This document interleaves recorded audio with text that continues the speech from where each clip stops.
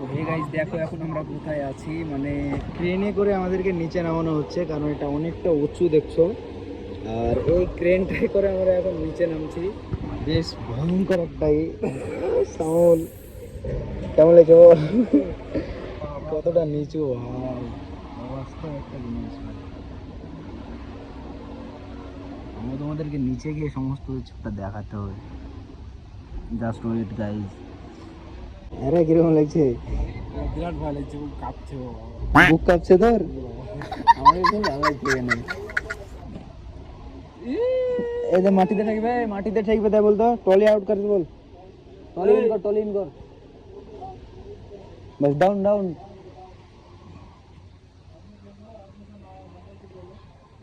কি একটা অবস্থা দেখো, কোথায় থেকে কোথায় নিচে নেমে আসছি আল্লাহ এই টাওয়ারে করে। জাস্ট এখানে কিছু ক্যাচআপ গুলো আছে, সেই তোমার এই ক্যাচআপ গুলোকে মারবো আর কি। তো তাই মশলাগুলো নিয়ে এসেছি। তো এখন নিচে নামার জন্য আমাদের কোনো নেই, মানে সিঁড়ি বা অন্য কিছু নেই। তো সেটার জন্য আমাদেরকে এখন ক্রেনে করে নামতে হচ্ছে নিচে। দিগবাজি খেলায় উঠবো। কি একটা অবস্থা, নাম তাড়াতাড়ি, ধর ফোনটা ধর।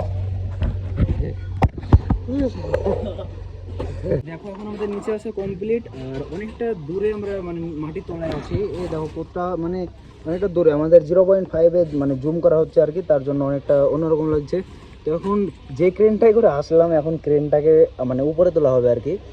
তো উপরে তুলতেও সমস্যা হচ্ছে কারণ ছোট একটা জায়গা, আর ক্রেনের ড্রাইভার কোথায় আছে তার ঠিক নেই। দেখো ক্রেনের মাথা কোথায়, আর ক্রেনের ড্রাইভার সে মানে এখান থেকে ধরো এটা যদি এক ভাগ হয় তাহলে এখান থেকে এখনো 4-5 ভাগ ডান সাইডে আছে আর কি। তো এখন এই ক্রেনটাকে জানামাতা করে মানে ছাদের উপরে তুলতে পারলেই হয়ে যায়, তারপরে আর কোনো চাপ নেই। সে মানে এক টানে পুরো তুলে ফেলাবে উপরে।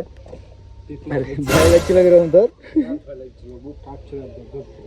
ধপ ধপ করছে, এরে পাখাতে তুলতো ভালো না খারাপ?